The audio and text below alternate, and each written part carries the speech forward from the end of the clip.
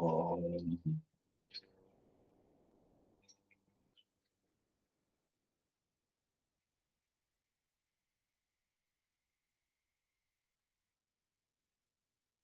ओम योगे योगे तवस्तरम वाजे वाजे हवामहे सखाय इंद्रमोतये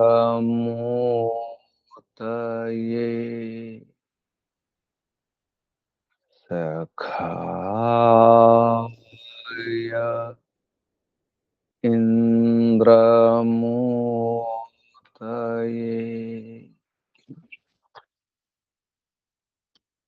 ओम ईशावास्यमिदं सर्वं यत्किंच जगत्यां जगत्तेन त्यक्तेन भुञ्जीथा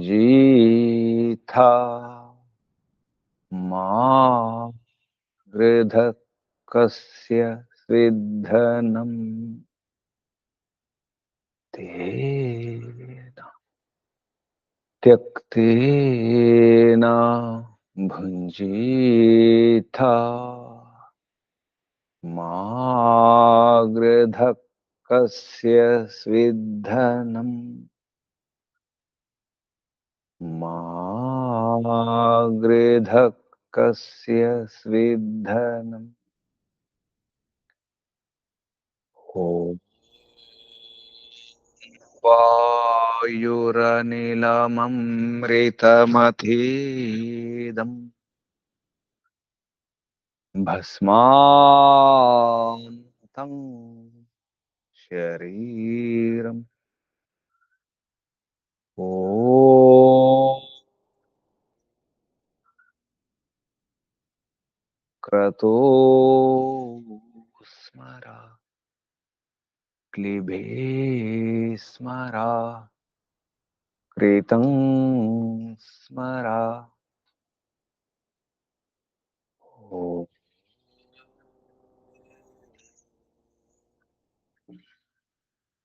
क्रतो स्मरा क्लिबे स्मरा कृतं स्मरा। ॐ हिरण्मयेन पात्रेण सत्यस्यापिहितं मुखम् यो सा वादित्ये पुरुषः सो सावहम्। ॐ खं ब्रह्म। ॐ खं ब्रह्म। ॐ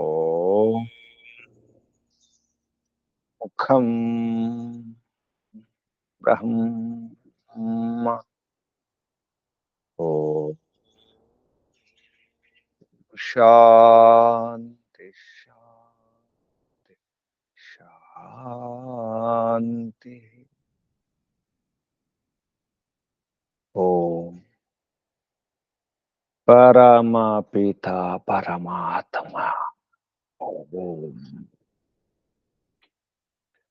ॐ रक्षका ॐ सर्वरक्षका ॐ सदा रक्षका सर्वत्र रक्षका सत्य रक्षका नित्य रक्षका। ओम सर्वधा रक्षका सर्वथा रक्षका। ओम शाश्वत रक्षका परम रक्षका। ओम ओम जगद रक्षका विश्व रक्षका।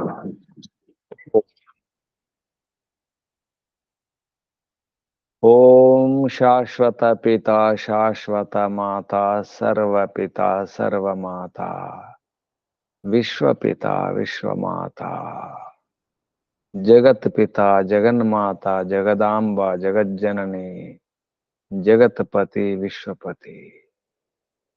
ओम शाश्वत भ्राता दाता विधाता शाश्वत बंधु मित्र सखा शाश्वत गुरु शाश्वत आचार्य शाश्वत स्वामी शाश्वत राजा राजाधिराजा स्वराट विराट ब्रह्मराट सम्राट विश्वराट। ओम ओम शाश्वत न्यायाधीशा सदाधारा सर्वदाधारा जगदाधारा विश्वाधारा। ओम ईश्वरा परमेश्वरा सर्वेश्वरा ईशा परेशा परमेशा सर्वेशा जगदीशा विश्वेशा। ओम सर्वांतर्यामिन सर्वभूतांतरात्मा। ओम सर्वव्यापका सर्वशक्तिमान निराकारा न्यायकारी दयालु अजरा अमरा अभया अनुपमा नित्य पवित्र सृष्टिकर्ता धर्ता हर्ता भर्ता निर्माणकर्ता निर्वहणकर्ता निर्मूलनकर्ता। ओम पालनकर्ता प्रलयकर्ता। ओम ओम प्रभो ओम विभो ओम स्वयंभू ओम शंभु ओम शंभु ओम भूः ओम भुवः ओम स्वः ओम भूर्भुवस्सुः।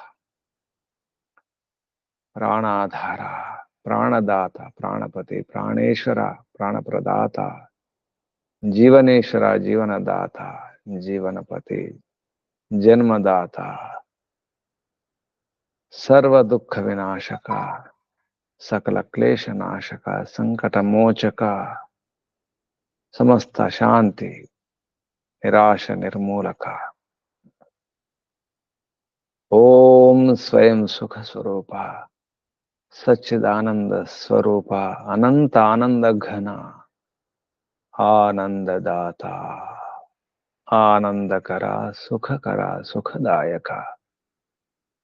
ओम आत्मदा बलदा ज्ञानदा सर्वदा हर्षदा मोक्षदा। ओम ఓం ఓం ఓముకు వందనాలు. ఋషులకు మహర్షులకు మునులకు యోగులకు గురువులకు ఆచార్యులకు అధ్యాపకులకు పెద్దలకు మాతాపితలకు శ్రేయోభిలాషులకు మిత్రులకు జడ చేతనాది చరాచర జగత్తుకు స్థావర జంగమాలకు వందనాలు. सर्वेभ्यो नमो नमः प्रणवः प्रणामः. ఆత్మ బంధువులారా శాశ్వత బంధువులారా విశ్వ బంధువులారా ధర్మ బంధువులారా బ్రహ్మ బంధువులారా ఆత్మీయ బాంధవులారా మిత్రులారా అత్యంత దుఃఖ నివృత్తి అభిలాషులారా పూర్ణ పురుషార్థులారా మోక్షాకాంక్షులారా ముముక్షువులారా సుమనార్థులారా పరమాత్మ సర్వాత్మ బ్రహ్మాత్మ విశ్వాత్మ శాశ్వతాత్మ దర్శన అభిలాషులారా సాధకులారా, ఈశ్వర ఆరాధకులారా, పరమేశ్వర ఉపాసకులారా, అన్వేషకులారా, జిజ్ఞాసులారా,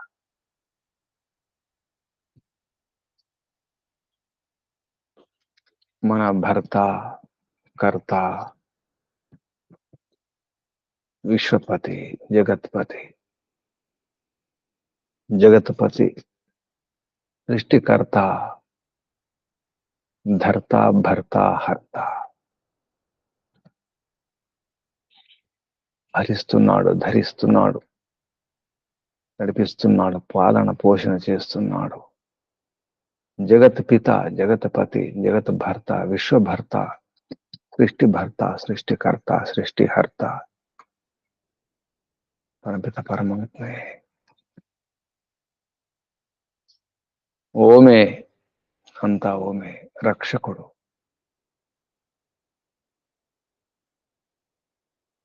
భ్రాత కూడా, దాత, విధాత, ధరించేవాడు, ఇచ్చేవాడు, మహాదాత, శాశ్వత దాత, విశ్వదాత, పరమపిత పరమాత్మయే. ఈశావాసమిదం సర్వం యత్కించ జగత్యాం జగత్. ఏ కొంచెం కనిపించేదంతా, కనిపించనిది కూడా, అణువణువు కూడా, పరమాణువు కూడా, పరమాణువుల కణాలు కూడా అన్ని పరమిత పరమాత్మ వలననే, పరమాత్మ యొక్క అనుగ్రహం వలననే అంతా, ఇదంతా కూడా రక్షింపబడుతుంది. ఈశ ఆవాస్యం, ఈశ్వరుని చే, పరమిత పరమాత్మ చే ఆవాస్యం. ఇది ఉండగలుగుతుంది, నివసించగలుగుతుంది. అందులో పరమిత పరమాత్మ నివసిస్తున్నాడు. మన నివాసం, అందరి నివాసం, విశ్వ నివాసం, సర్వం పరమిత పరమాత్మయే. అందరికి నివాసం, ఆవాసం, ఆశ్రయం, ఆధారం. అందరికి ఆధారమై, సర్వాధారమై, విశ్వాధారమై మళ్ళీ అందులోనే ఉంటున్నాడు. అందులో ఉండే అన్నింటిని ధరించి, అన్నింటిలో నివసిస్తూ, అన్నింటికి నివాసమై ఉన్న పరమిత పరమాత్మయే. భర్త, పతి, భార్య యొక్క కోరికలు నెరవేర్చేవాడు భర్త. నిజానికి భార్య భర్త కోరికను కూడా నెరవేరుస్తుంది.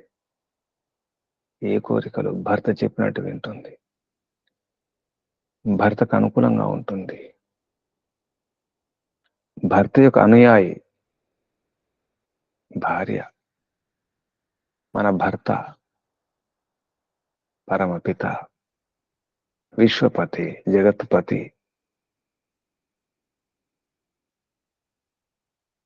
మనం భార్యలం, పరమపిత పరమాత్మ పతి. ఆత్మలన్నీ కూడా పత్నులే. జగత్పతి, విశ్వపతి, పరమపిత పరమాత్మ మన కోరికలు నెరవేరుస్తున్నాడు. మనం కూడా పరమపిత పరమాత్మ యొక్క కోరికలను నెరవేర్చాలి. భర్త కోరికలను భార్య, భార్య కోరికలను భర్త నెరవేరుస్తుంది. పరస్పరం ఒకరి కోరికలను ఒకరు పూర్తి చేసుకుంటారు. పూర్ణకాములు అవుతారు. వారి వారి కామనలను, కోరికలను పూర్తి చేసుకోవాలి అంటే ఒకరికొకరు ఒండూరులు, పరస్పరం. మరి మనం పరమపిత పరమాత్మను కర్తగా, ధర్తగా, భర్తగా ఒప్పుకుంటున్నామా?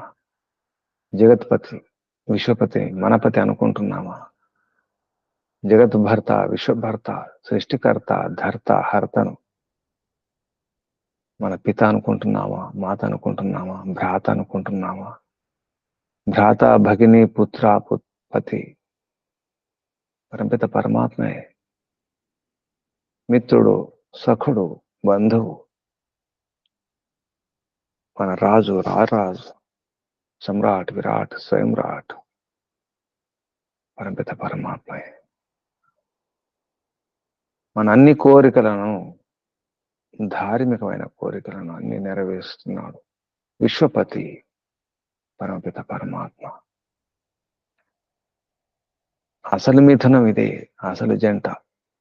ఆత్మ పరమాత్మ లేదు, నిజమైన జంట. భార్యాభర్తలను మిథునం అంటారు. భార్యాభర్తలు జంటగా ఉంటారు. భార్యాభర్తలు అంటేనే జంటగా ఉండేవారే. జత విడిపోకుండా ఉండాలి, జత కట్టాలి, అంటుకునే ఉండాలి. అందుకే అర్ధనారీశ్వరులు అన్నారు. సగం నారి, సగం నరుడు. నరుడు నారి అలా విడిపోకుండా ఉండాలి భార్యాభర్తలు అంటే, పతి పత్నులు అంటే. కానీ నిజమైన పతి పత్నులు పరమాత్మ ఆత్మలే. ఆత్మలన్నీ కూడా పత్నులే. పరమాత్మ ఏకైక పతి, విశ్వపతి. మనం పరంపిత పరమాత్మ అనుకున్నట్టు ఉంటున్నామా? పరంపిత పరమాత్మ చెప్పినట్టు వింటున్నామా? పరంపిత పరమాత్మ ఏం కోరుకుంటున్నాడు? అందరం బాగుండాలనుకుంటున్నాడు. ఆత్మలన్నీ కూడా ఆనందంగా ఉండాలి, నా వద్దే ఉండాలి, నా రక్షణలో ఉండాలని కోరుకుంటున్నాడు. పరంపిత పరమాత్మ యొక్క కోరిక ఒకటే, అందరూ సుఖంగా ఉండాలి, అందరూ ఆనందంగా ఉండాలి, ఆరోగ్యంగా ఉండాలి. ఎందుకంటే పరమపిత పరమాత్మ మాత కూడా, పిత కూడా, భర్త కూడా, పతి కూడా, బంధువు, భ్రాత, అన్న, పెద్దన్న, బంధు, అందరికంటే పెద్దన్న, బంధువు, బంధించేవాడు, రక్షించేవాడు, బంధించి రక్షించేవాడు, పడిపోకుండా, జారిపోకుండా, పతనం కాకుండా ఆపేవాడే బంధువు. అటువంటి బంధువును మనం అర్థం చేసుకుంటున్నామా? చెప్పినట్టు వింటున్నామా? మన భర్త మన కోరికలు నెరవేరుస్తున్నాడు, భార్య కూడా భర్త కోరికలు నెరవేర్చాలి కదా. అందుకే కదా భార్యాభర్తల సంబంధం, ఈ జత, ఈ మిథునం. ఈ మిథునం అర్థమైతే చాలు, ఆత్మ పరమాత్ముల యొక్క సంబంధం అర్థమవుతుంది. ఆత్మ పరమాత్ముల యొక్క సంబంధం శాశ్వత బంధం, విడిపోని బంధం. 7 జన్మలు కాదు, అన్ని జన్మలలో, జన్మలే కాదు, జన్మ లేనప్పుడు కూడా, మోక్షంలో ఉన్నప్పుడు కూడా, ప్రళయంలో ఉన్నప్పుడు కూడా, శరీరం ఉన్నా లేకున్నా, ఎక్కడున్నా, కష్టాల్లో ఉన్నా, దుఃఖాలున్నా, సుఖాల్లో ఉన్నా, ఏ స్థితిలో ఉన్నా, ఏ పరిస్థితిలో ఉన్నా, ఆత్మ పరమాత్మ యొక్క సంబంధం విడిపోదు. ఇదంతా అర్థం కావాలంటే నాకు ఉపనిషద్ విద్య అర్థం కావాలి. ఉపనిషద్ అంటేనే రహస్య విద్య. అది అర్థం కాకే ఉపనిషద్ అర్థం కావాలి. ఉపనిషద్ అంటే యోగ విద్య కూడా. అందులో ఓం అర్థం కావాలి, ఓంని అర్థం చేసుకోవాలి. ఆరంభంలోని ఓం గురించి ప్రారంభించడం జరిగింది. మన జీవితం యొక్క సారం ఓంకారమే, వేదాల సారం ఓంకారమే, అన్ని రసాలకు రసం ఓంకారమే.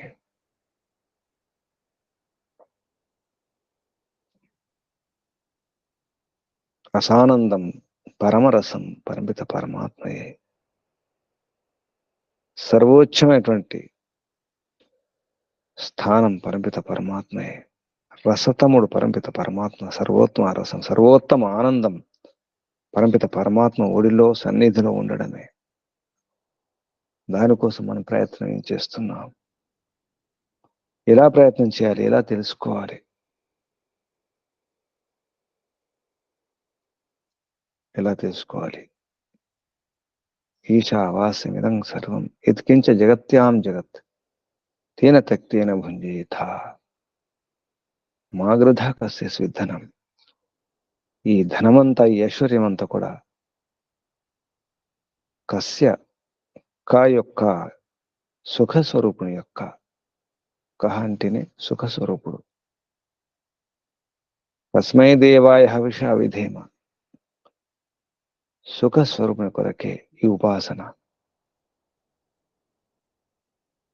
ఆ ఆనందుని యొక్క, సుఖుని యొక్క, సుఖదాత యొక్క, ఆనందదాత యొక్క ఐశ్వర్యం ఇదంతా కూడా కనిపించడంత ఎతికించ ఏ కొంచెం అవుతుందో అదంతా కూడా దాన్ని అర్థం చేసుకోవాలంటే ఎలా చేయాలి, ఎలా అర్థం చేసుకోవాలి? మన లక్ష్యం నిజానికి మనం ఆనందంగా ఉండడమే. ఏ బాధ లేకుండా, ఏ అశాంతి లేకుండా, ఏ కష్టం లేకుండా అది సాధ్యం అనిపిస్తుంది. కానీ పరమిత పరమాత్మ కోరుకునేది అదే. మనకు తెలియకపోవచ్చు, ఇది మనకు అవసరం, ఆ కొరత ఉంది, ఆనందం లేదనే విషయం మనకు తెలియదు. సుఖాల్లో ఉంటూ, భోగాల్లో ఉంటూ, విలాసాల్లో ఉంటూ ఇదే సుఖం, ఇదే ఆనందం, ఇదే మోక్షం అనుకుంటున్నాం. మోక్షం అనేది లేదు. ఈ తినడం, తాగడం, ఈ ఇంద్రియాలను తృప్తిగా ఉంచుకోవడమే, శరీరాన్ని సుఖంగా ఉంచుకోవడమే ఇదే అనుకుంటున్నాం. కొందరు అలాగే అనుకుంటారు. అది కాదు. మోక్షం అనే ఒకటి ఉంటుంది. అది ఇప్పుడు కూడా ఉంది, ఇక్కడే ఉంది, అంతటా ఉంటుంది. పరమిత పరమాత్మ అంతటా ఉన్నాడు కాబట్టి ఈ పిండంలో బ్రహ్మాండం అంతటా అంతా ఓంకారమే, అంతా ఓంకారమే.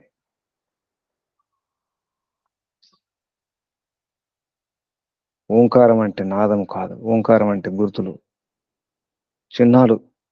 ఓంకారం కాదు. ఓంకారం అంటే ఒక అక్షరం రాసుకుని ఇది ఓంకారం అంటే అదే పరమాత్మ అంటే సరిపోదు. ఇటువంటి రహస్యాల గురించి ఛాందోగ్య ఉపనిషత్తులో చాలా వివరంగా వివరించడం జరిగింది. దానికి ముందుగా సాధకుడు సాధన చేసేటప్పుడు ప్రారంభంలో ఎలా ప్రారంభించాలి? ఉద్గీతంతో ప్రారంభించాలి, ఉద్గానం చేయాలి, ఉచ్చస్వరంతో గానం చేయాలి, సామగానం చేయాలి. సామగానం ఆనందాన్ని ఇస్తుంది, మనసును తృప్తిపరుస్తుంది. అందుకే ఉద్గీత, సామగాన పద్ధతిలో ఉద్గీత చేయాలి. ఎందుకంటే అదే రసం. ఏషాం భూతానాం పృథివీరస, పృథివ్యా ఆపో రస, అపామోషధయో రస, ఓషధీనాం పురుషో రస, పురుషస్య వాగ్రసో వాచ ఋగ్రస, రుచ సామరస, సామ్న ఉద్గీతో రస, స ఏష రసానాం రసతమః పరమః పరార్థ్యో అష్టమో యద్ ఉద్గీత. ఉద్గీతమే అన్ని రసాల కంటే గొప్ప రసం. స ఏష రసానాం రసతమం, అన్ని రసాలలో సర్వోత్తమ రసం. అంతేకాదు పరమరసం, శ్రేష్టమైనటువంటి దాన్ని మించిన రసం లేదు. ఇక పరార్థ్యం, సర్వోచ్చ స్థానం. అది సర్వోచ్చ స్థానం ఉన్నటువంటి శ్రేష్ఠ రసం, పరమరసం పరమిత పరమాత్మయే. ఆనందమే ఆనందం. ఎలా తెలుసుకోవాలి? మన మాటలతో, మన గానంతో, రిక్కులతో, సామలతో, వాక్కులతో. వాక్ ఏవా రిక్, ఈ వాక్యే రిక్. పరమిత పరమాత్మను స్థుతించడానికి వచనాలు, శబ్దాలు, మాటలతో వర్ణిస్తాం. మాటలతో మాత్రమే కాదు, పాటలతో కూడా. మాటలతో, పాటలతో పరమిత పరమాత్మను స్థుతిస్తాం. మాట కంటే పాటకు చొచ్చుకొని పోయే గుణం ఎక్కువ ఉంటుంది. పాట చొచ్చుకుపోతుంది, హృదయంలో హత్తుకుపోతుంది, హృదయంలోకి వెళ్తుంది పాట. అదే ఇక్కడ సామన్నారు. వాక్ ఏవా రిక్. కానీ పాట పాడాలంటే ప్రాణం ఉండాలి, ప్రాణబలం ఉండాలి. వాక్యే రిక్ అయితే ప్రాణమే సామం. వాగేవ రిక్ ప్రాణ సామ. ఓం ఇది ఏతద్ అక్షరం ఉద్గీతం. అక్షరం నాశనం లేని అక్షరం, అదే ఉద్గీతం. తద్వా ఏతద్ మిథునం, అసలు మిథునం ఇది. వై నిశ్చయంగా, ఏతత్ మిథునం, ఇది మిథునము, ఒక జత, ఒక జోడ, ఒక జంట. యద్ వాక్ చ ప్రాణశ్చ, ఏది వాక్ ఉందో ప్రాణం ఉందో, ఇదొక వాణి ప్రాణం, ఇదొక జత అయితే, ఇదొక జంట అయితే, రుక్కులు సామలు, ఇదొక జంట. వేదములో రుక్కులు సామలు. అందుకే ఋగ్వేదంలో ఉన్నటువంటి ఎన్నో మంత్రాలు సామవేదంలో ఉన్నాయి. సామవేదానికి ఋగ్వేదానికి సంబంధం ఉంది. అందుకే క్రమంలో కూడా కొందరు ఋగ్వేదము, సామవేదము, యజుర్వేదము, అథర్వవేదం అంటారు. ఋగ్వేదానికి సామవేదానికి సంబంధం, అలాగే యజుర్వేదానికి అథర్వవేదానికి సంబంధం. యజుర్వేదం కర్మకాండకు సంబంధం, దాన్ని పూరించడానికి అథర్వవేదం. టెక్నాలజీ, అందులో ఉపాయాలు ఉంటాయి. జీవించడానికి కావలసినటువంటి సదుపాయాల గురించి, సౌకర్యాల గురించి, అవసరాల గురించి ఎలా పూర్తి చేసుకోవాలనేది ఆథర్వణ వేదం లేదా అథర్వవేదం. అందుకే ఋగ్వేదం, సామవేదం, యజుర్వేదం, అథర్వవేదం కూడా అంటారు కొందరు. ఈ క్రమం కూడా. కానీ మనం చేసే పనులలో ఋగ్, యజు, సామ, అథర్వ, శుద్ధ జ్ఞానము, శుద్ధ కర్మ, శుద్ధోపాసన, ఈ క్రమంలో ఋగ్వేదము, యజుర్వేదం, సామవేదం. కానీ సంబంధం ఋక్కులకు, సామలకు సంబంధం ఉంది. ఆ విషయాన్ని ఇందులో చెప్పడం జరిగింది. ఛాందోగ్య ఉపనిషత్తులో ప్రథమ పాఠకంలో మొదటి ఖండములు. అసలు మిథునం ఇదే, ఇతను మిథునం, అసలు మిథునం ఆత్మ పరమాత్మల మిథునమే. ఆత్మ పరమాత్మల జతయే, జంటయే. పరంపిత పరమాత్మే ఆపయిత, కోరికను పూర్తి చేసేవాడు, సంతృప్తి చేసేవాడు. ఆపహిత, మన కోరికలను, ఆత్మల యొక్క కోరికలను పూర్తి చేసేవాడు. ఆ పూర్తి చేసే శక్తి, పరమశక్తి పరంపిత పరమాత్మ ఆపయిత అన్నారు. ఆపయిత వై కామానాం భవతి యహ ఏతదేవం విద్వాన్ అక్షరం ఉద్గీతం ఉపాస్తే. ఈ విధంగా ఎవరైతే విద్వాన్ తెలుసుకుంటారో, తెలుసుకున్నవాడే, తెలుసుకుంటూ, విద్వాన్ తెలుసుకుంటూ, తెలుసుకున్నవాడే అక్షరం, ఈ ఓంను, పరంపిత పరమాత్మను, అవినాశి అయినటువంటి పరంపిత పరమాత్మను, సర్వరక్షకుణ్ణి ఉద్గీతం, ఉద్గీత రూపంలో ఉపాసన చేస్తారు. ఓం ఉచ్చారణ చేస్తూ ఈశ్వరుని ఉపాసన చేస్తారు. మరి మనం ఏం చేస్తున్నాం? మన భర్త యొక్క కోరికలు నెరవేరుస్తున్నామా? విశ్వపతి, జగత్పతి మన కోరికలు నెరవేర్చినప్పుడు మన బాధ్యత ఉంటుంది, రుణం అవుతుంది. పరంపిత పరమాత్మకు రుణపడి ఉన్నాం. పరంపిత పరమాత్మ యొక్క ఆదేశాలను అర్థం చేసుకోవాలి, అర్థం చేసుకొని ఆచరించాలి. చెప్పినట్టు చేయడమే. నిజానికి మనం ఎక్కువ ఆలోచించవలసిన అవసరం ఉండదు. భర్త చెప్పినట్టు కనుక భార్య వింటే ఎక్కువ ఆలోచించవలసిన అవసరం ఉండదు. ఆ తలనొప్పి, భార్య యొక్క తలనొప్పి ఏమి ఉండదు, భర్త బాధ్యత ఉంటుంది. నిజానికి భర్తే భరించేవాడు, బాధ్యుడు వ్యవహారంలో కూడా. కానీ ఆ భర్త బుద్ధిమంతుడై ఉండాలి, వివేకవంతుడై ఉండాలి, అర్థం చేసుకునే శక్తి ఉన్నటువంటి వాడే ఉండాలి. కానీ మన భర్త విశ్వభర్త, జగద్భర్త, జగత్పతి, విశ్వపతి, శాశ్వతపతి, శాశ్వత పిత, మాత, భ్రాత, పరంపిత పరమాత్మ మహాబుద్ధిమంతుడు, మహావివేకి. అందుకే ఇక మనకు భయం లేదు, సందేహం లేదు. పరంపిత పరమాత్మ చెప్పింది సరిగా జాగ్రత్తగా విని అర్థం చేసుకున్న నాడు ఆ బోధ సరైన బోధ జరిగిన నాడు నిబోధ నితరాం నిష్టమైన నియమాలతో కూడుకున్నటువంటి నిత్యమైన బోధ నిబోధ ఉత్తిష్టత జాగ్రత్త ప్రాప్య వరాణి బోధత క్షురస్య ధార. ఇది చురకత్తిపై పదునైన కత్తిపైన సాము లాంటిది. జాగ్రత్తగా ఉండాలి. అక్షరం అటు ఇటైనా అర్థం మారిపోతుంది. అక్షరమే కాదు, మాత్ర అటు ఇటైనా అర్థం మారిపోతుంది. అందుకే జాగ్రత్తగా, అందుకే ముందుగానే రుక్కులను అంటే మన వాక్కులను సరి చేసుకోవాలి. అందుకే ఋగ్వేదం రుక్కుల వేదం, వాక్కుల వేదం, వచనాల వేదం.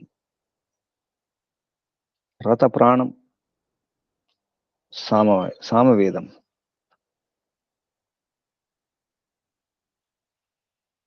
ఈ క్రమంతో ఛాందోగ్యోపనిషత్తు ప్రారంభించడం జరిగింది. మన లక్ష్యం ఓంకారం కాబట్టి ఓం అనే అక్షరంతోనే ప్రారంభించడం జరిగింది. దాని అర్థం ఓముతో. ఓం ఎందుకంటామంటే స్వీకృతి ఇవ్వడానికి, అనుమతిని ఇవ్వడానికి కూడా ఓం అంటాం. అనుమతి అడగడానికి కూడా ఓం అంటాం. వ్యవహారంలో కూడా ఓంకారం ఉపయోగించుకుంటారు. అనుజ్ఞ అనుమతి ఇవ్వడానికి కూడా ఓంకారాన్ని ఉపయోగించుకుంటారు.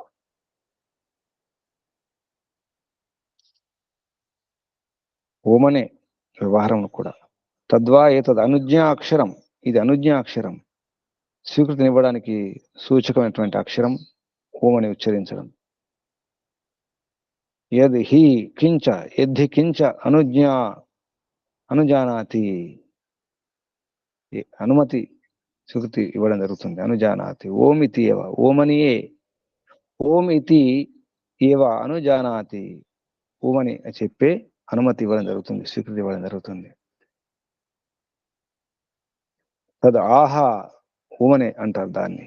ఏష ఊ ఏవ సమృద్ధి, అది మహా ఐశ్వర్యం ఇచ్చేది, సమృద్ధిని ఇచ్చేది. అటువంటి అనుమతి, సమృద్ధి కొరకే అనుమతి. అది సమర్థయిత, పెంచేది, మహాధనం ఉన్నటువంటిది. పరిపిత పరమాత్మ మహాధని, మహాజ్ఞాని, మహాశక్తిశాలి పరంపిత పరమాత్మ. అనుజ్ఞ ఇస్తున్నాడు, స్వీకృతిని ఇస్తున్నాడు, అనుమతిని ఇస్తున్నాడు వేదం ద్వారా. వేదంలో చెప్పినట్టు గనక వారి ఆదేశాలను, పరంపిత పరమాత్మ యొక్క ఆజ్ఞలను, ఆదేశాలను మనం అర్థం చేసుకుని గాక చేస్తే మన కామనలన్నీ కూడా, మన కోరికలను కూడా నెరవేరుతాయి. కామానాం, ఈ కామ్య కర్మలన్నీ కూడా లేదా కామ్య భోగాలన్నీ కూడా పూర్తవుతాయి. కామానాం భవతి యహ ఏతద్ ఏవం విద్వాన్ అక్షరం ఉద్గీతం ఉపాస్తే. ఈ విధంగా ఎవరైతే తెలుసుకుంటూ పరమపిత పరమాత్మ యొక్క ఆదేశాలను అర్థం చేసుకుంటూ ఉపాసన చేస్తారో వారికి అన్ని లభిస్తాయి. అలా ఈ ఛాందోగ్యోపనిషత్తు ప్రారంభమవుతుంది. విద్యావంతులు, అవిద్యావంతులు వారి యొక్క వ్యవహారం ఎలా ఉంటుంది అంత అర్థం చేసుకోవాలి. ఎవరైతే అవిద్య ఉంటుందో వారికి అర్థం కాదు. సరిగా అర్థం చేసుకుంటే విద్య ఉండాలి, వేద విద్య ఉండాలి. విద్య ఉన్న వారికి, ఆత్మ పరమాత్మల యొక్క జ్ఞానం కలిగిన వారికి అంత ఆనందమే ఆనందం. తదేజతి తన్నైజతి తద్దూరే తద్వంతికి. అర్థం చేసుకుంటే ఇక్కడే, అర్థం కాకపోతే ఎక్కడో. ఆనందం ఎక్కడో, సుఖం ఎక్కడో, పరమాత్మ ఎక్కడో.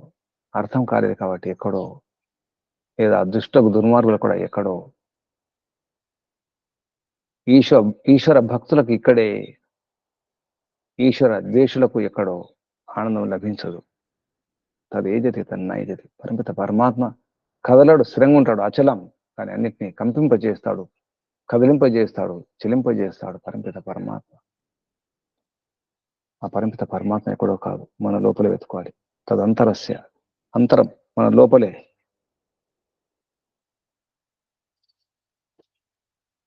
ఇది మన లక్ష్యం.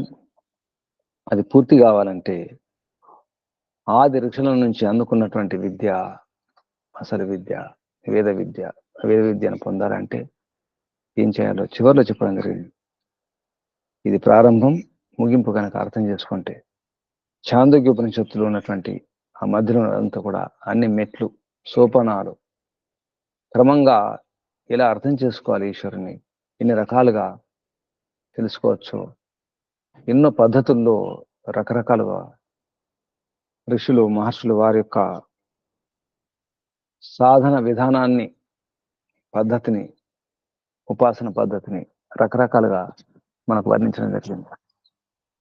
ఇది చాందోగ్య ఉపనిషత్తు యొక్క సారాన్ని మనం తెలుసుకునే ప్రయత్నం చేస్తున్నాం.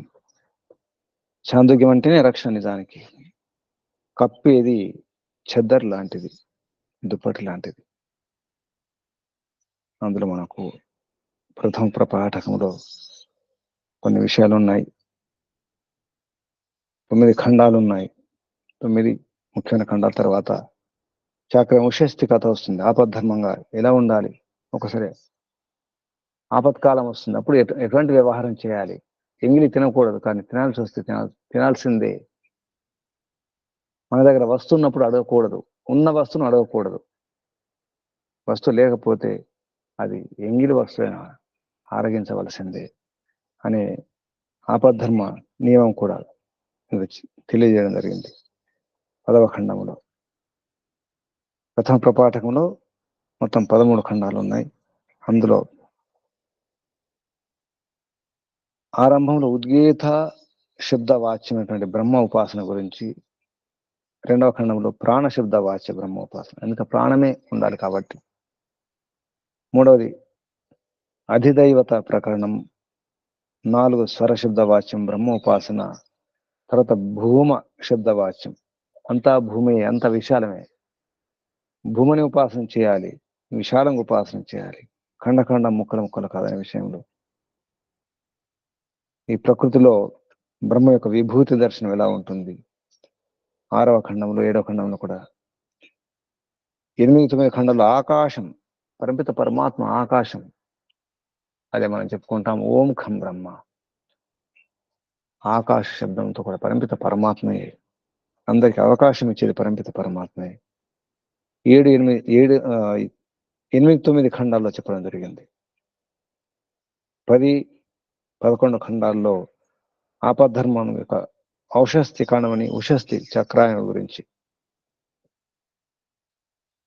ఒక ఋషి ఇది లేకపోవడం వల్ల వెళ్తుంటాడు భార్యతో. ఒక మాటివాడు మినుములో ఉలోలో తింటూ ఉంటాడు. ఆ కథ మనం విన్నాం. ఎంగిలి తింటుంటాడు. ఆ ఎంగిలి తీసుకొని పంచుకొని ఋషి కూడా ఆరగించడం జరుగుతుంది. ప్రాణాలు కాపాడుకోవాలి కాబట్టి, ప్రాణాలు ముఖ్యం కాబట్టి, జీవించి ఉండాలి కదా. నీళ్ళు ఇస్తే నీళ్ళు తీసుకోవడం ఉండదు. నా వద్ద నీళ్ళు ఉన్నాయి, నీళ్ళు అవసరం లేదు, నీ ఎంగిలి నీళ్ళు నాకేందుకు అంటాడు. అది మనకు నేర్పించడం జరుగుతుంది ఆపద్ధర్మం ఎలా ఉండాలో. 12, 13 ఖండాల్లో అన్న ప్రాప్తి కొరకు ప్రార్థన చేయాలి. అన్నం ఎలా ఉండాలి అనేది చివరికి స్తోమ నిర్ణయం అనేది. స్తోమ అంటే మనం ఈశ్వరుని స్తుతించడానికి వాడుకునేటువంటి మంత్రాలు, వచనాలు. ఈ విధంగా ఈ చాందోగ్య ఉపనిషత్తు ప్రథమ ప్రపాఠకం ప్రారంభమవుతుంది. ఒకసారి కనుక చాందోగ్య ఉపనిషత్తులో ఉన్నటువంటి విషయాలను చూస్తే చాలా అద్భుతంగా మన జీవితానికి అడుగడుగునా, ప్రతిదినం, ప్రతి నిత్యం కూడా ఉపయోగపడే విషయాలు ఉన్నాయి. ఇది అన్నిటికంటే పెద్ద ఉపనిషత్తు నిజానికి. ముఖ్యంగా 10 ఉపనిషత్తుల్లో మరొకటి శ్వేతాశ్వతర ఉపనిషత్తు. వాస్తవానికి 10 ఉపనిషత్తులు ముఖ్యంగా మహర్షి దయానంద సరస్వతి గారు నిర్దేశించినటువంటి శ్వేతాశ్వతర కూడా అక్కడక్కడ అందులో ఉన్నటువంటి ప్రమాణాలు తీసుకున్నారు కాబట్టి దాన్ని కూడా కలుపుకొని 11 ఉపనిషత్తులు. మనం ఏకాదశ ఉపనిషత్తులు అధ్యయనం చేస్తున్నాం. అందులో భాగంగా ఇంతవరకు 9 ఉపనిషత్తులను పూర్తి చేసుకున్నాం. అన్నిటికంటే పెద్ద అయినటువంటి ఈ ఉపనిషత్తు చాందోగ్య ఉపనిషత్తులో చాలా విషయాలు నేర్చుకున్నాం, తెలుసుకున్నాం.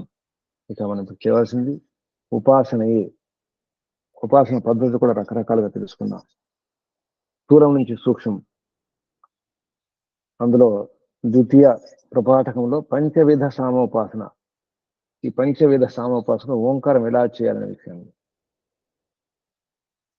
5 సోపానాలతో ఓంకారం చేయాలి. సాధు దృష్టితో సమస్త సామోపాసన అని మొదటి ఖండం ప్రారంభమవుతుంది ద్వితీయ ప్రపాఠకంలో. చాంద్రికోపనిషత్తు ద్వితీయ ప్రపాఠకంలో పంచవిధ సామోపాసన 1 నుండి 7 వరకు, లోక విషయక పంచవిధ సామోపాసన, వర్ష విషయక పంచవిధ సామోపాసన, జల విషయక పంచవిధ సామోపాసన, ఋతు విషయకంగా పంచవిధ సామోపాసన, పశు విషయక పంచవిధ సామోపాసన, ప్రాణ విషయక పంచవిధ సామోపాసన. అలాగే సప్తవిధ సామోపాసన కూడా ఉంది, అది 8 నుంచి 10 ఖండాలు. వాక్ విషయక సప్తవిధ సామోపాసన, ఆదిత్య విషయక సప్తవిధ సామోపాసన, అతిమృత్యు విషయక సప్తవిధ సామోపాసన. ఈ విధంగా సామోపాసన, ఉపాసనకు సామగానం, సామవేదం, గానం ద్వారా ఈశ్వర ఉపాసన ఎలా చేయాలో, ఓంకారం యొక్క ఆ సోపానాల గురించి చాలా స్పష్టంగా వైజ్ఞానికంగా వర్ణించడం జరిగింది. మనం ఓంకారం చేస్తున్నాం కానీ ఈ పద్ధతిలో ఓంకారం చేయడం లేదు, అందుకే మనకు మనసు స్థిరం కావడం లేదు, ఉపాసన సరిగా జరగడం లేదు. తర్వాత వివిధ సామోపాసన కూడా ఉన్నాయి. గాయత్ర సామోపాసన, రథంత్ర, వామదేవ్య, బృహత్, వైరూప, వైరాజ, చక్వరి, రేవతి, యజ్ఞాయజ్ఞీయ, రాజన సామోపాసన, సర్వ విషయక సామోపాసన అని చెప్పేసి వివిధ సామోపాసనలు ఉన్నాయి. అలాగే ఈ రకరకాల విషయాలు కూడా, అంటే సామోపాసన ఎలా చేయాలి, అందులో ఈ ధర్మ స్కంధములు, ఈ ప్రాతఃశ్రవణాల గురించి, ఇదంతా కూడా సోమయాగంలో పనికొచ్చే విషయాలు కూడా ఇందులో చెప్పడం జరిగింది. బ్రహ్మ ఎక్కడున్నాడు, బ్రహ్మ ఎక్కడే వ్యాపించున్నాడు అనే విషయాన్ని 3వ ప్రపాఠకంలో, తృతీయ ప్రపాఠకంలో మధు విద్య అనే పేరు చెప్పడం జరిగింది. నిజానికి మధు తేనె, తీపి, అసలు తీపి, అసలు మధు పరిమిత పరమాత్మ. ఆ పరిమిత పరమాత్మ ఎక్కడున్నాడు, పరబ్రహ్మ అంటే అన్ని దిశలో ఉన్నాడు. పూర్వ దిశ ఉంది, దక్షిణ దిశ, పశ్చిమ దిశ, ఉత్తర దిశ, ఊర్ధ్వ దిశ, అన్ని దిశలో పరిమిత పరమాత్మ వ్యాపించి ఉన్నాడు. ఆ మధువాచ బ్రహ్మోపాసన, వసుల ప్రథమ అమృత ఉపజీవనం అని, రుద్రుల, ఆదిత్యుల, మరుత్తుల, సాధ్యుల బ్రహ్మస్థాన కథనం, గాయత్రి విచారణం, పంచబ్రహ్మ పురుషుల గురించి తృతీయ ప్రపాఠకంలో శాండిల్య విద్య గురించి కూడా ఉంది. శాండిల్య విద్య బ్రహ్మోపాసన, పుత్ర దీర్ఘాయు, అంటే పుత్రులు వారి దీర్ఘాయులు ఎలా ఉండాలి, పుత్ర దీర్ఘాయుప్రద విరాట్ కోశ ఉపాసన, ఆత్మ దీర్ఘాయుప్రద యజ్ఞోపాసన, మానసిక విద్యోపాసన, ఈశ్వర విభూతి పరణం. ఈ విధంగా 3వ ప్రపాఠకంలో చెప్పడం జరిగింది. 4వ ప్రపాఠకంలో సంవర్గ విద్య అని, జ్ఞానశ్రుతి కథ, పరమాంశల సంభాషణ విని జ్ఞానశ్రుతి ఒక రాజు ఉంటాడు, సారథిని రైక్ ఋషి ఉంటాడు, రైకుని దగ్గరకు పంపడం జరుగుతుంది. విద్య గురించి, సంవర్గ విద్య గురించి ఒప్పుకోడు ఋషి. అప్పుడు రాజు వెళ్తాడు, రకరకాల ధనాలను తీసుకెళ్ళి, చివరికి ధనాల్ని, గుర్రాలను, రథాన్ని, అశ్వత రథాన్ని తీసుకెళ్తారు, తన కూతురును కూడా తీసుకెళ్తారు. అప్పుడు జ్ఞానశ్రుతి రైక్యుడు జ్ఞానశ్రుతి విద్యనిస్తాడు, సంవర్గ విద్య ఉపదేశం ఇస్తాడు. అలాగే తర్వాత జాబాల సత్యకాముని కథ ఉంటుంది. జాబాల విద్య, సత్యకాముడు బ్రహ్మ విద్య కొరకు గురువుగారి దగ్గరికి వెళ్తాడు, గౌతముని వద్దకు.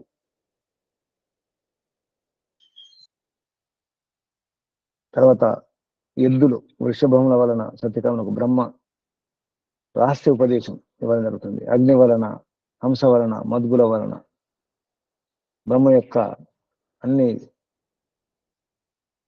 పాదాల రహస్య ఉపదేశం, ఎద్దు వలన ప్రథమ పాద రహస్య ఉపదేశం బ్రహ్మ గురించి, అగ్ని వలన ద్వితీయ పాద రహస్య ఉపదేశం అని, హంస వలన 3వ పాద రహస్య ఉపదేశం, మధుగు వలన 4వ పాద రహస్య ఉపదేశం.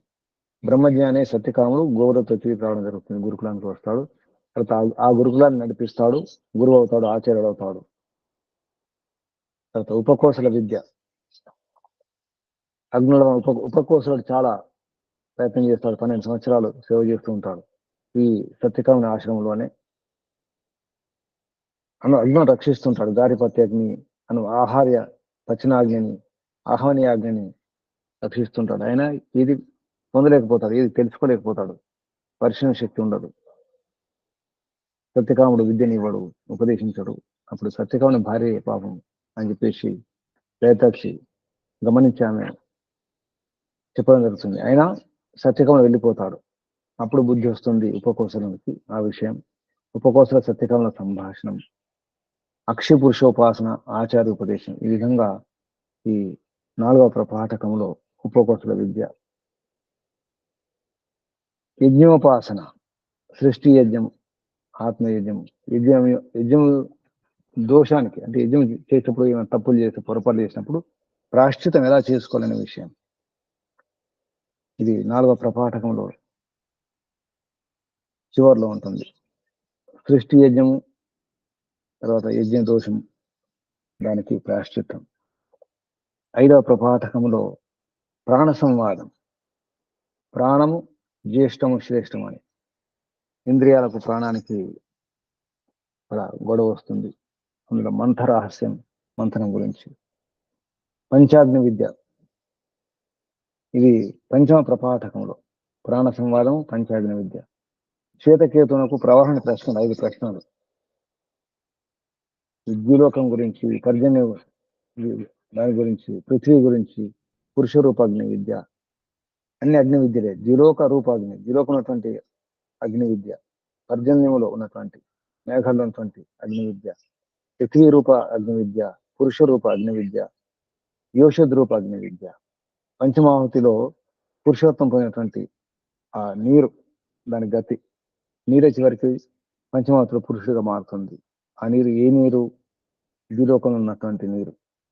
ఇలా ఎలా జీవనం వస్తుందనే విషయంలో, జీవగతి, మరణానంతరం జీవుని యొక్క గతి ఏమిటి? దేవయానమా, పితృయానమా? ఉత్తరాయణ దక్షిణాయనం యొక్క వర్ణ. అసలు ఉత్తరాయణం అంటే ఏమిటి, అసలు దక్షిణాయనం అంటే ఏమిటి, ఈ విషయంలో. తర్వాత వైశ్వనర విద్య. ప్రాచీన శాలతో అశ్వపతి సంభాషణ. అశ్వపతి, నా దేశంలో అవిద్వాంసులు లేరు, యజ్ఞం చేయని వారు లేరని చెప్పేసి చెప్పడం జరుగుతుంది. ప్రాచీన శాలు, అశ్వపతి సంవాదం.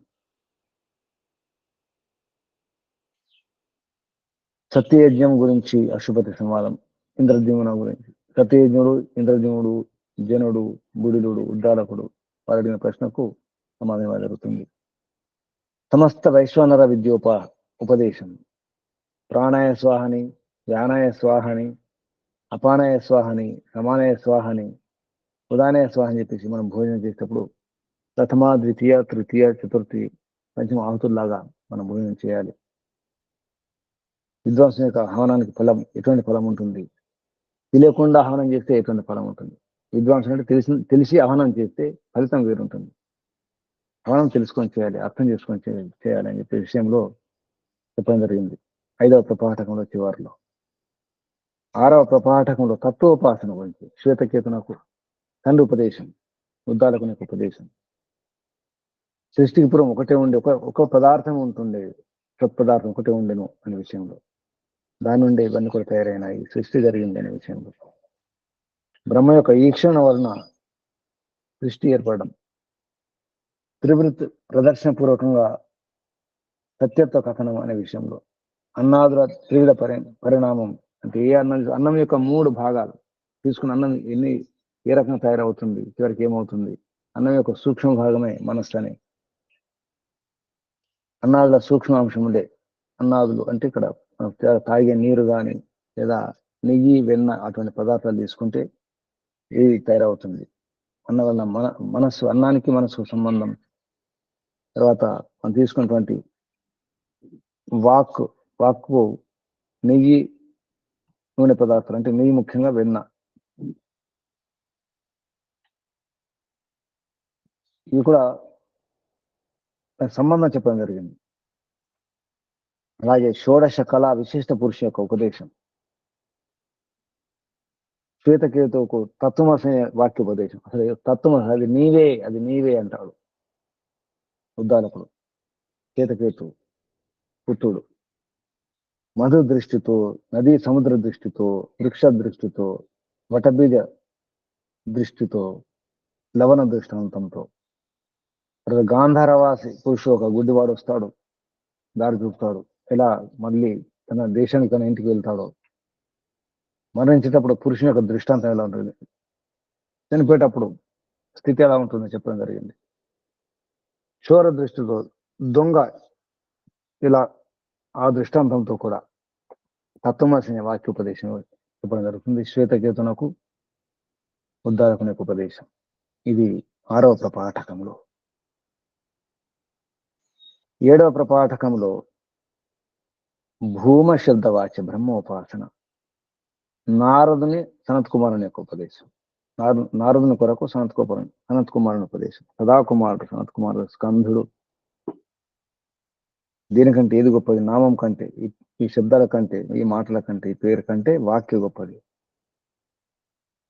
ఆ వాక్కు కంటే మనస్సు శ్రేష్టము, మనస్సు కంటే సంకల్పం శ్రేష్టము, సంకల్పం కంటే చిత్తము, చిత్తము కంటే ధ్యానం, ధ్యానం కంటే విజ్ఞానం, విజ్ఞానం కంటే బలము గొప్పది, బలము కంటే అన్నమే శ్రేష్టం, అన్నము కంటే జలము, జలము కంటే తేజస్సు, తేజస్సు కంటే ఆకాశం, ఆకాశము కంటే స్మరణం, దానికంటే ఆ స్మరణ కంటే ఆశ గొప్పది, ఆశ కంటే ప్రాణం గొప్పది, ప్రాణం కంటే గొప్పది ఏంటి?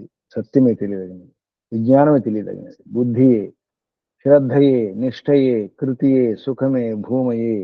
భూమ లక్షణం కూడా చెప్పడం జరిగింది. భూమయే అంతటా వ్యాపించున్నది. భూమిని తెలుసుకున్నది ఫలితం కలుగుతుంది. అది పరమిత పరమాత్మను అర్థం చేసుకోవాలి. అది ఎక్కడా బయట ఎక్కడో కాదు, దహర ఆకాశంలో, మన హృదయంలోనే, హృదయ పుండరీకంలోనే. దహర పుండరీక వేష్మ అన్నారు ఒక చిన్న స్థానంలో, గదిలో.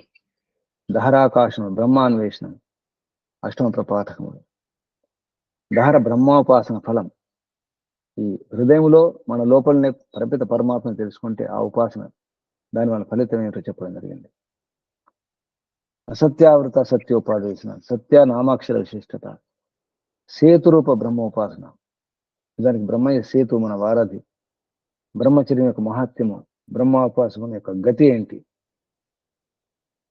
ఈశ్వరోపాసన చేస్తే ఏమి లభిస్తుంది, ఈశ్వర ఉపాసన యొక్క గతి, ఈ గతి. ఆ క్రమంలో ఇంద్ర విరోచనల కథ. దానికి అది మన కథే. ఇంద్రుడంటే జీవుడే, విరోచనులు శరీరమే, ఇది ఈ శరీరం యొక్క సుఖమే, శరీరం రక్షించుకోవడమే, అందంగా అలంకరించుకోవడమే, అదే బ్రహ్మ అనే భ్రమలో వెళ్ళిపోతాడు విరోచనుడు. ఇంద్ర విరోచనలకు ప్రజాపతి అక్షి అంటే కంటిలో కనిపించే ప్రతిబింబం, అదే బ్రహ్మ, అదే ఆత్మ అని ఉపదేశించడం జరుగుతుంది. అప్పుడు వెళ్ళిపోతాడు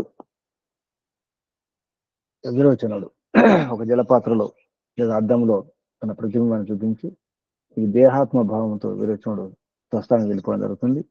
కానీ ఇంద్రుడు మళ్ళీ పునరాగమనం జరుగుతుంది, మళ్ళీ వస్తాడు ప్రజాపతి వద్దకు. బ్రహ్మచర్య వ్రత పాలన 32 3 సార్లు 32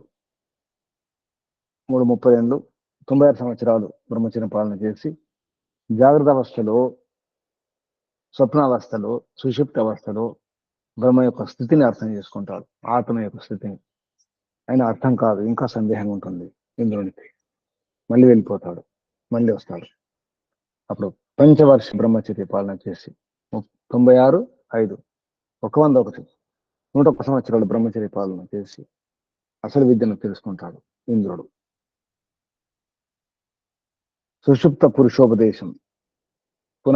మళ్ళీ ఇంద్రుడు రావడం, బ్రహ్మచర్య వ్రత పాలన చేయడం, అసలు రహస్యాన్ని చివరికి గురువు గారు చెప్పడం జరుగుతుంది. మర్త్య శరీరాదుల ఉపదేశం, ప్రార్థనా మంత్రం, చివరికి ప్రార్థన ఎలా ప్రార్థన చేసుకోవాలి, ఆకాశ సంజ్ఞక బ్రహ్మ ప్రార్థన, చివరికి ఆత్మజ్ఞానం యొక్క పరంపరా ప్రాప్తి, ధర్మ కర్మ ఉపయోగం అని చెప్పేసి చివరిలో ఉన్నటువంటి వాక్యం ఏతుందో ఆ పరిచ్ఛేదం, చివరి మాటలు అవి ముఖ్యం. ఆత్మజ్ఞానం యొక్క పరంపర ప్రాప్తి. ఏ పరంపర? ఆది ఋషి నుంచి ఎలా మొదలైంది, వేదం ఎలా అందింది పరంపరగా, ఆ విషయం. తద్ బ్రహ్మ ప్రజాపతయ ఉవాచ ప్రజాపతిర్ మనవే మను ప్రజాభ్య ఆచార్య కులాద్ వేదమధీత్య యథా విధానం గురోః కర్మాతిశేషేణ అభి సమావృత్య కుటుంబే శుచౌ దేశే స్వాధ్యాయం అధీయానో ధార్మికాన్ విదధాతి ఆత్మనే సర్వేంద్రియాణి సంప్రతిష్ఠ అపి అహింసన్ సర్వభూతాని అన్యత్ర తీర్థేభ్యః ఖలు ఏవం వర్తయన్ యావద్ ఆయుషం బ్రహ్మలోకం అభి సంపద్యతి నచ పునరావర్తతే నచ పునరావర్తతే. ఇది మన జీవనం, మనం చేయవలసినటువంటి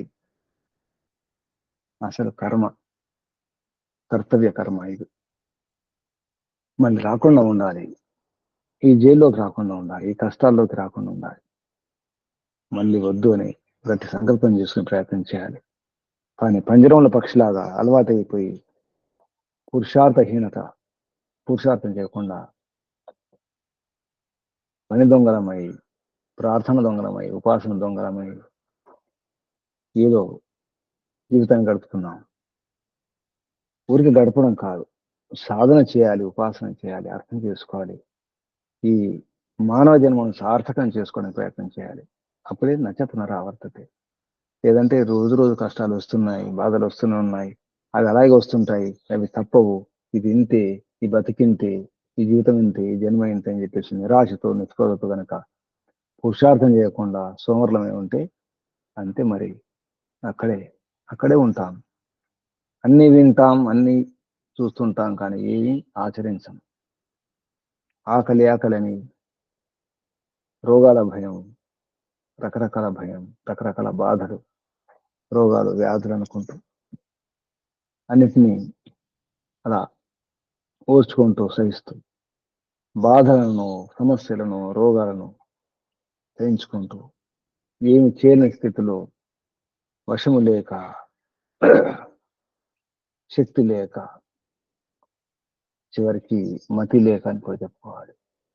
వివేకం లేక, విచక్షణ లేక, పురుషార్థం చేయలేక అలాగే మనకి బానిసల్లాగా పరతంత్రంలో బాధపడుతూ అలాగే ఉండాల్సి వస్తుంది. చేతగాదు, ఏం చేద్దాం? ఎంత దుర్గంధం వచ్చినా, ఎంత మురికి ఉన్నా అక్కడే ఉండాల్సి వస్తుంది. లేవడానికి శక్తి లేదు, కతికిల పడిపోయినాం. ఇప్పుడు ఏం చేయలేని స్థితి. మన మాట ఎవరు వింటారు ఈ వయసులో, ఈ వృద్ధాప్యంలో అనే ఒక నిరాశతో, నిస్పృహతో జీవిస్తున్నాం. మన మాట ఎవరు వినరు, ఎవరు అర్థం చేసుకోలేరు. ఎవరు వినకున్నా మన మనసును వినాలి కదా. ఏ మనిషి వినకున్నా మన మనసు మన మాట వినాలి కదా. కనీసం మనసును అర్థం చేసుకునే ప్రయత్నం చేయాలి. మనసుకు వినిపించండి, మనసుతో పని తీసుకోండి. మనసు మన సేవకుడు, మహాసేవకుడు, గొప్ప సేవకుడు. మనసు అనేది మన వద్ద ఉంది, ఇప్పుడు ఇక్కడే ఉంది. తెలియని సంకల్పం చేసుకోవడానికి ప్రయత్నం చేద్దాం. దానికి సంకల్పాలు, వికల్పాలు వస్తూనే ఉంటాయి. నిరంతరంగా ఆలోచనలు వస్తుంటాయి. ఆలోచనల అలలు, తరంగాలు వస్తూనే ఉంటాయి. పట్టుకునే ప్రయత్నం చేయాలి, చూస్తుండాలి, గమనిస్తుండాలి. మనసు ఇంకా ఉంది, మనకు బుద్ధి ఉంది, ఇంకా ఎంతో కొంత శక్తి, సామర్థ్యం ఉంది, ఎంతో కొంత సమయం ఉంది, ఇంకా జీవితం ఉంది. ఉన్న జీవితం చాలు, ఉన్న స్థితి చాలు, ఉన్నత స్థితికి వెళ్ళడానికి ఉన్న స్థితి చాలు. పునాది ఉంది ఎంతో కొంత. ఏ నిరాశ లేకుండా, నిస్పృహ లేకుండా ప్రయత్నం చేస్తే, పురుషార్థం చేస్తే తప్పకుండా అర్థమవుతుంది. ఇప్పటికైనా మనం అర్థం చేసుకోవాలి, ఏది శాశ్వతమో, ఏది అశాశ్వతమో, ఏది జడమో, ఏది చేతనమో, ఏది ముఖ్యమో, ఏది లక్ష్యమో. ఎవరికి వారు నిర్ణయం చేసుకోవాలి. ఎవరు చెబితే వచ్చేది కాదు, వింటే వచ్చేది కాదు, అనుకుంటే వచ్చేది కాదు. సాధన చేస్తే అర్థమవుతుంది. నిర్ణయం చేసుకోండి, నిశ్చయం చేసుకోండి. గట్టి సంకల్పం, దృఢ సంకల్పంతో తప్పకుండా లభిస్తాయి. మనకిచ్చేవాడున్నాడు, ఇచ్చేవాడు మనవాడే, మన భర్తే, మన పతియే, మన భ్రాతయే, మన ధాతయే, మన విధాతయే, మన రక్షకుడే, మన మాతాపిత ఉన్నాడు. ఇక్కడే ఉన్నాడు, మనదొక్కడే ఉన్నాడు. వారి సహకారం వీరి సహకారం కోరకుండానే అన్ని ఇచ్చేవాడు ఉన్నాడు లోపల నుంచి. అదెవరు ఇవ్వజాలరు ఆ ఆనందాన్ని. ఆనందం లోపల నుంచి లభిస్తుంది, బయట నుంచి కాదు. కొనుక్కుంటే వచ్చేది కాదు, మనం దానం చేస్తే లభించేది కాదు, మన డబ్బులు ఇస్తే వచ్చేది ఆనందం కాదు. లోపల నుంచి పరమిత పరమాత్మ ఇచ్చేదే ఆనందం. ప్రయత్నం చేద్దాం, లోపల నుంచి పొందే ప్రయత్నం చేద్దాం. అది లోపల ఉంది. ఆ ధనమంతా, ఐశ్వర్యం అంతా, ఆ ఆనందం అంతా, ఆ రసం అంతా అది పరమరసం, రసానం రసం, పరమరసం, శ్రేష్టమైన రసం. దానికోసం ప్రయత్నం చేయాలి, నిరంతరం ప్రయత్నం చేయాలి, చేస్తూనే ఉండాలి. ఇది చాంద్రోగ్య ఉపనిషత్తు సారం. ఉపాసనకు చాలా దగ్గర ఉండేటువంటి ఉపనిషత్తు ఇది. సామవేదానికి సంబంధించింది కాబట్టి అది ఉపాసనకు సంబంధించినటువంటి విషయం. అందుకే ఆరంభంలోనే ఓం ఏతద్ అక్షరం ఉద్గీతం ఉపాసీత. ఈ అక్షరాన్ని ఉద్గీతాన్ని ఉపాసన చేయండి. ఓం ఇది హి ఉద్గాయతి తస్య ఉపవ్యాఖ్యానం. ఆ ఉపవ్యాఖ్యానం ఏదో ఇదంతా కూడా వర్ణించడం జరిగింది. ఇక్కడ ఉపవ్యాఖ్యానం, తస్య ఉపవ్యాఖ్యానం, ఆ ఓం యొక్క ఉపవ్యాఖ్యానమే. ఉపవ్యాఖ్యానం అంతా ఈ చాంద్రోగ్య ఉపనిషత్తు అంతా కూడా ఇంతవరకు మనం అధ్యయనం చేసినంతా కూడా ఉపవ్యాఖ్యానం, ఓం యొక్క ఉపవ్యాఖ్యానమే. ప్రయత్నం చేద్దాం, ఆచరిద్దాం, పురుషార్థం చేద్దాం. పూర్ణ పురుషార్థం. ఒళ్ళు దాచుకోకుండా, మన శక్తిని, సామర్థ్యాన్ని, బలాన్ని దాచుకోకుండా, వ్యక్తం చేసుకోకుండా ప్రయత్నం చేద్దాం, పురుషార్థం చేద్దాం. ఉద్యమించడం అవసరం, ప్రారంభించడం అవసరం. ఏ నిరాశ అవసరం లేదు నిజానికి. ఎందుకంటే ఎవరి సహకారం అవసరం ఉండదు. ఈశ్వరోపాసనకు ఈశ్వరుడే అసలు సహకారం. మన జత, మన మిథునం పరమిత పరమాత్మయ్య. సామాన్యంగా భార్యాభర్తలు ఉంటే చాలు, ప్రపంచం ఎటుకొట్టుకుపోయినా పర్వాలేదు. అటువంటి భార్యాభర్తలు ఉంటే ప్రపంచం అవసరం లేదు. ప్రపంచం అంతా ఒకవైపు, భార్యాభర్తలు ఒకవైపు. అలా ఉంటుంది ఆ బంధం, ఆ సంబంధం, పతిపత్న సంబంధం.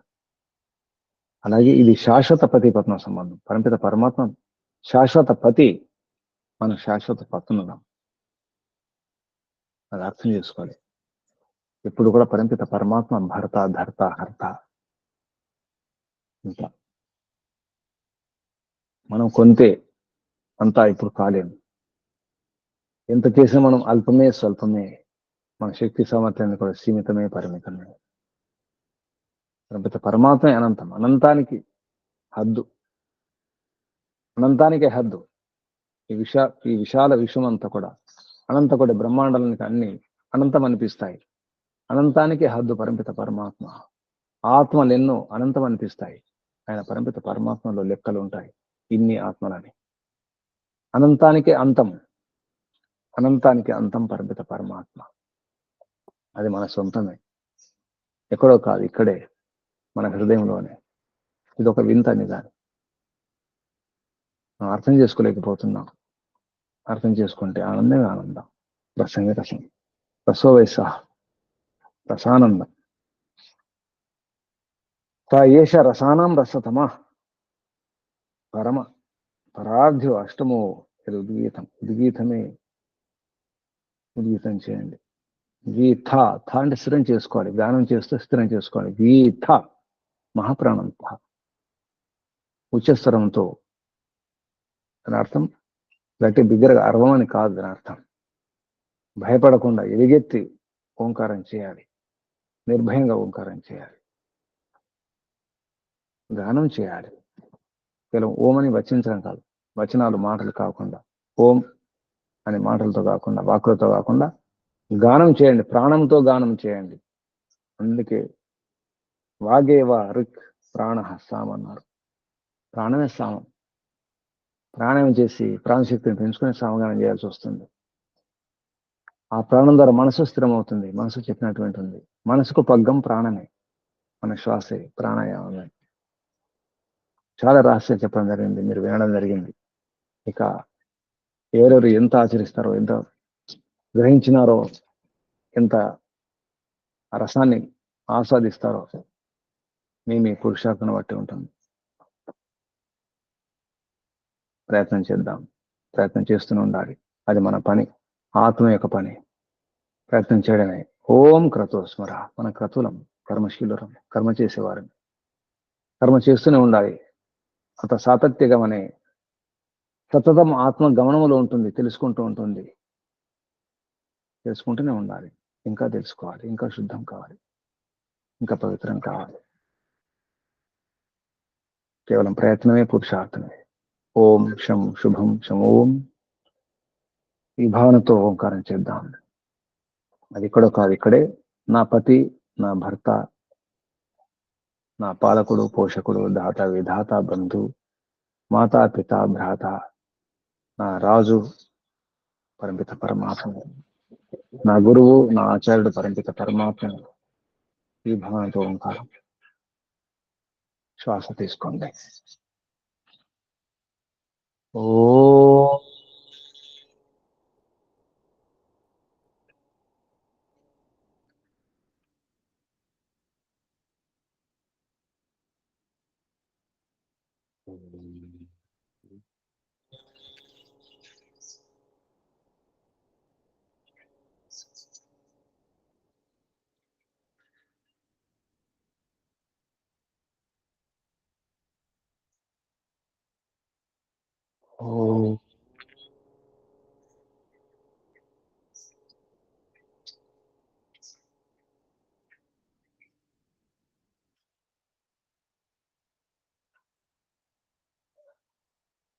శాంతి శాంతి శాంతి పాఠం చెప్పండి.